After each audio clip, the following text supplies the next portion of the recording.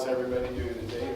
I want to thank all of you for coming, and I mean all of you. Excuse me while we don't have a clock right now, so I just keep the time here. Okay, so just to let everybody know, I'm officially a UTS student. I'm going for my master's degree in religious education, so be prepared to be educated. So today's service is going to be a little bit different from a normal sermon. I'm going to ask a series of questions. Don't be afraid to answer the questions and everything. And if you, when you want to answer the question, don't call it out. Hold up your hand, and I will call upon you, just like in a regular classroom. Okay, now the first question that I'm going to ask, I don't want you to answer this first question. And the reason why I don't want you to answer it is because I'm going to ask the same question at the end of the service. And that way, one of two things will happen. You'll know that I'm coming to the end of the sermon when I ask the question. So basically, I want you to keep this question in the back of your mind, and then just leave it there until the end of the sermon, because after the sermon, the answer to the question might be quite differently than what you think it would be at the beginning of the sermon. Are you ready for the question? Yeah. Now remember, don't call it out, don't answer it. Just keep it in the back of your mind. Do you believe in fairies? That's the question. Now keep that in the back of your mind. Okay. So, the purpose of my sermon, or the topic of my sermon, as Reverend Gavin said, is God's purpose of restoration, or review. Now, when I was pulling up the quotes, just to let you know, when I was looking for the quotes, and I went on the internet, this is easy. Everybody knows God's purpose of restoration. That's divine principles. That's like 3-day workshop stuff. And I pulled up and I started looking, and I'm going, wow. And it's not a good wow. It's like, wow, there's nothing really on the internet about it. This is kind of interesting. So divine principles talks about the providence of restoration, but it doesn't really talk about the purpose of restoration. So, question number 1. What is God's purpose of restoration? Anybody? Nobody? Yes? Okay, Dr. Hendricks. To fulfill the purpose of creation.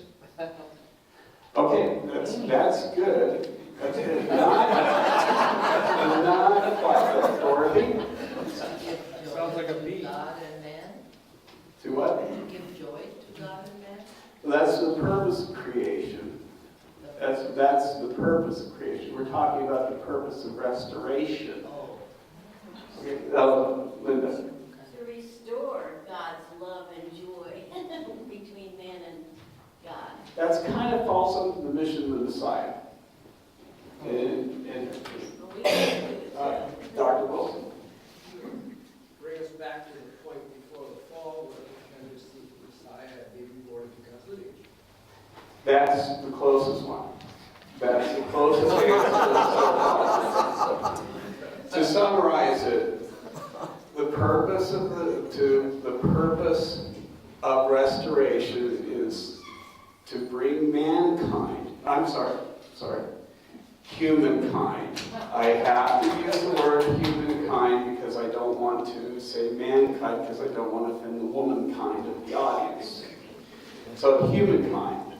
The purpose of restoration is to restore humankind back to the stage that Adam and Eve were at before the fall. This is God's purpose of restoration, is to restore humankind back to its original state. Okay. Now, when I was researching through this, the only things I found actually that talked about this was amazingly in the Divine Principles 6-hour lecture and the Divine Principle 2-hour lecture, where it said the purpose of creation is to restore, to just determine the purpose of restoration. That was the only places. I actually went to the Brown book, the Divine Principle book, and I started looking up in there, what's the purpose of restoration? And I couldn't find anything. And finally, I went back to the original the first copy of the first edition of the Divine Principles, printed by my parents and Young and Kim back in 1960, the first edition of the Divine Principle, the 1960 edition, which was changed after the second edition, the third edition. And in that, and this is the quote that I have here, the divine ideal of creation was to see that Adam and Eve should become perfect and attain the stage of divine spirit, that they produce sinless children, and that they should dominate the whole universe, responding to God's love with the utmost beauty and glory. Okay, so I'm jumping ahead of myself a little bit because I was going to ask the second question. Okay, so we know that we want to restore humankind back to the original state that Adam and Eve were before the fall of man. So, what was God's 3 blessings to Adam and Eve? I mean, this is basic. What was it? Hands? Show hands? Adam? Be fruitful, multiply, and have dominion. Oh, okay. Have dominion over what? Creation. Okay. Have dominion over creation. Now, here's the tricky part. This was the part that I was trying to find. It does not say in the Bible to have dominion over creation. It says in the Bible that you rule over the fish. Okay, I got the quote here.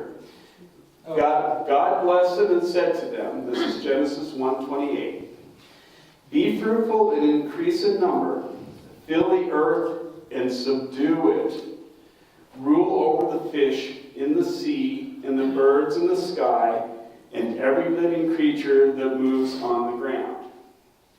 So what God is saying is, he's saying rule over the earth. Okay? So, but in Divine Principles, we say that the 3 blessings is ruling over creation. Which creation? There's 2 creations. God created 2 creations. He created, in the beginning, he created heaven and the earth. Spirit world is a creation. It's part of creation. So, was God intending man just to rule physical world? No, he wasn't.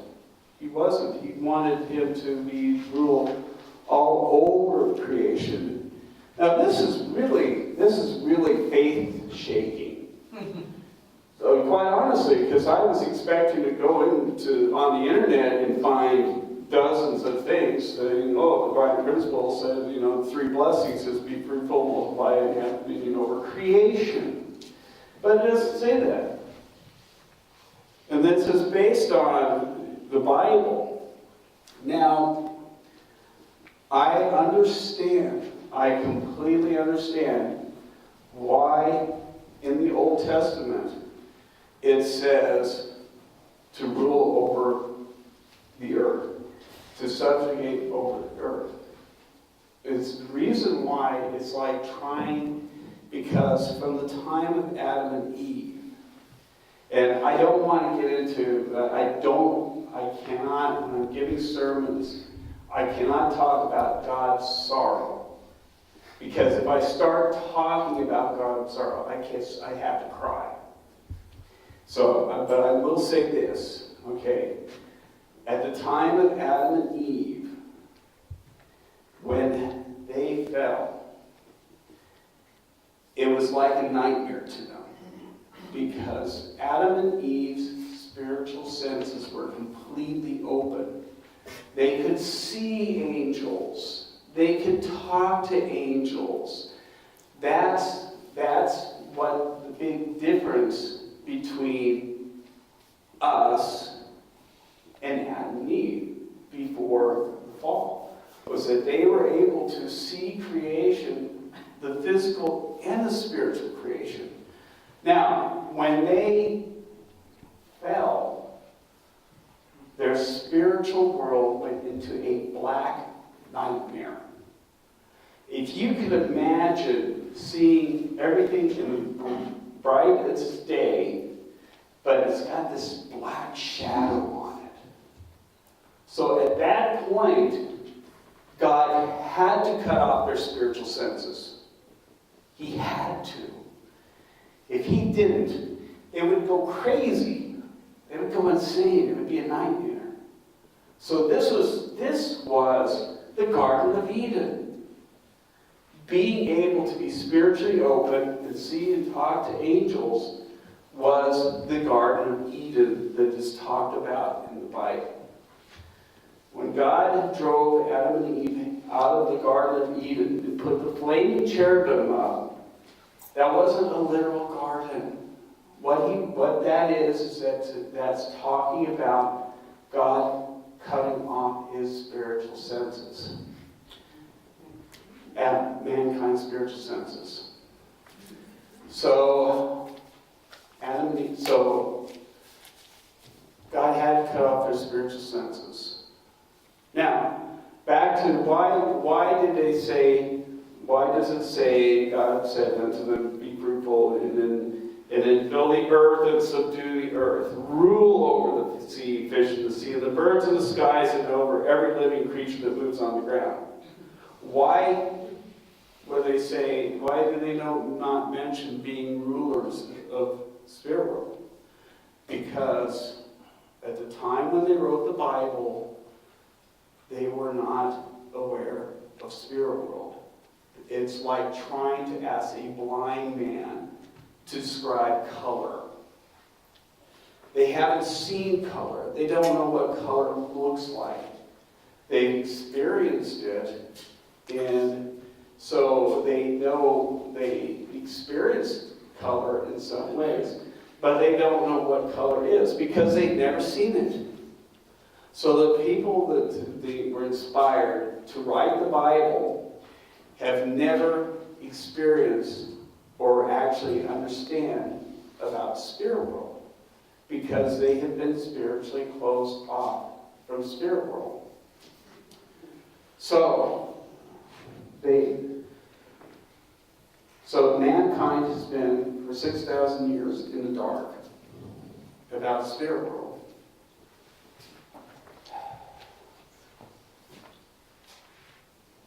This is a very big thing.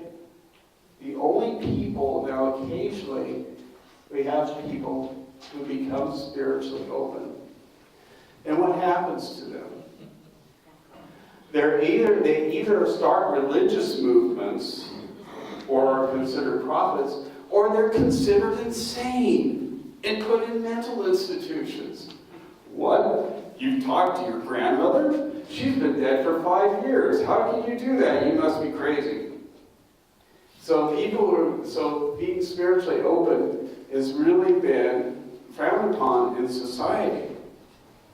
And I have a theory about atheism, about why people become atheists. The reason why my theory is the reason why people become atheists is because they had some sort of spiritual experience in their life just scared them. I'd like to say it scared the hell out of them, but it scared the heaven out of them. It didn't scare the hell out of them. It scared the heaven out of them. So they have to come up with some sort of justification why this happened. Why did this happen? Oh, it was my imagination. It was gas. It was my imagination. Brothers and sisters, I have a proclamation, an announcement to tell you today. This is something I've been saying for years, and I'm going to share with you right now. There is no such thing as imagination. What you imagine is spirit world. Our thoughts, our ideas, our creativity, our dreams. This is all our connection to spirit world. Even though we're not spiritually open, we're still connected to spirit world. So, back to this. So I understand why they said, oh, God, because they weren't thinking about the angels or spirit world. There's a vast, spirit world is vast and numerous as physical world with spiritual beings, spiritual entities. We just talk about angels because those are the ones that we've dealt with the most. The angels are the messengers from God, and they're the higher. But there's no such thing as imagination. So all the stories that you've heard about fairies. What do the fairies work for? The fairies? Yeah. I'll get to that. I'll get to that. Okay. So we got fairies, all these stories, fairies, brownies, dwarfs, all these elemental things, dryads. They're all actual spiritual creation. They do exist. Okay? J.K. Rowling was talking about, how she was inspired for her books was when she was a child. She used to go to this forest and she used to, have these imaginary things happening to her. So, the fulfillment of the third blessing is that we have to have dominion over all of creation. Not just physical earth. We have to have dominion over the spiritual creation too. We have to have dominion over the angels. And this is what Father actually has kind of talked around. He hasn't been focusing specifically on it. In the divine principles, when we grew up, we have not been focused specifically on it. And there's a good reason. Because up until the time of Father's ascension, spirit world has been dangerous. It can mislead you, and if you didn't understand it, it could mislead you. It could just, take you in the wrong direction. There's been so many instances of people who have, been misled by spirit world. And this is the reason why we have to be careful about it. This is why Father has not been opening people's spiritual senses. So, was Father spiritually open? Quite so. He talked to Jesus. He talked to God. Was Jesus spiritually open? Yes, he was.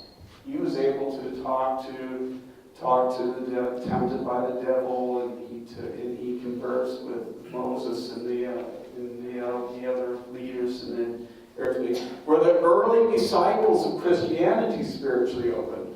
Yes, they were. So these things, being spiritually open, is actually at this point now the Father has ascended to, and he can open dominion of the spirit world. And everything, and take dominion over the spirit world. He can take dominion and rule over the angelic world. We have not been in that position yet, that we can do that. Everybody in here has an angel. Everybody has an angel that is assigned to them to help protect them, to help guide them. The purpose of the angels, the high angels, is that they are the knowledge. They are the source of knowledge. All the knowledge that we're searching for in the world is in spirit world. When we receive something, when we invent something, is that coming from our mind? No, that's coming from spirit world. Over the last 200 years, we've been evolving, God, and we just, if you look at the bell curve in technology, it's going like, you know? And I heard before that if Jesus was accepted at that time, we could have been, if Adam and Eve hadn't fallen, we could have been in the stage that we are now in 200 years of Adam and Eve. We could have expanded that quickly. And we're not even at the level where we could be at right now. So, we have to be aware of spirit world around us. We have to be aware that the spirit world is vast, and we have to be aware of the fact that we need to be subject over spirit world. This is completely contradictory to the teachings of Christianity and a lot of religions up until now. They've always held, and this is divine principle, like 3-day workshop stuff, they've always held that the up until now, is that the hierarchy is God, the angels, then man. Okay, this is from the fall, the reversal of dominion. So we have to be subjects over. We have to be subjects over spirit world, and we have to be aware that we are subject over spirit world. So, the purpose of, so back to the thing, what is God's purpose of restoration? The purpose of restoration is that we have to come back to the point that Adam and Eve were at before the fall. What was the point that Adam and Eve were at before the fall? They were spiritually open. They could talk to the angels, they could talk to creation. They were able to talk to angels and see things. Okay, so now, I was going to mention, this could be a short service or it could be a long service, depending on how well people answer the questions. And so, I'm going to go back now to the original question I asked. Do you believe in fairies? So, that's the original question. Yes? Can you please define a fairy? Tinkerbell. Fairies? Define fire. Okay. All right. I'm going to answer Andrew's question. Okay. Brothers and sisters, fairies do exist. Brothers and sisters, do not mess around with fairies. The reason you do not want to mess around with fairies is because fairies are for children. If you are not a child or childish, the fairies will not like you. And fairies do bite. And they do exist. So the thing is everybody thinks of fairies, but fairies they're part of the angelic world. I mean, they have whole websites that just talks about the different types of angelic beings and spiritual beings that exist. But that's another lecture. I mean, you could go into like days talking about the different types of angelic beings because we're not there yet. So don't worry. So the reason why we don't want our spiritual senses open up at this time is to little things like fairies. Yeah, fairies are real, but don't mess around with them because unless you're a child, because they like to play, and if you don't want to play, it's like a cat or something, or something like a pet. If you mess around with a pet and you're not in the mood, it can bite you. I'm not comparing them to animals because they're smart, but they're made for children. Now, for all the parents here, which most everybody's here is a parent, some are children, and everything. Since we've received the blessing, have we become spiritually open? Have we been able to see spirit world? Have we been able to talk to spirit world? No. Have your children been able to be spiritually open? Are we aware of this? Sometimes more than we want to.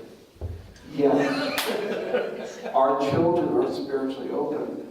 Speaking for myself, my kids used to go out in the woods over here and play with fairies. And play with spiritual animals. They could see them. So what do? What's this culture and society?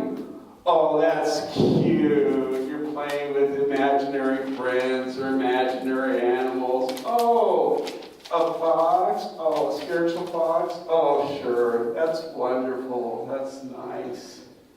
There's no such thing as imagination, brothers and sisters. And just please be aware in everything, because like I said, so many times in our church and outside, when people become spiritually open, we denounce them. We tell them they're crazy. They tell themselves they're crazy and everything. So we don't want to do that. We want to be aware that maybe, perhaps, our children are fulfilling God's purpose of restoration. So, I think that just about wraps it up. That was the point that I wanted to make. And if you will please join me in prayer.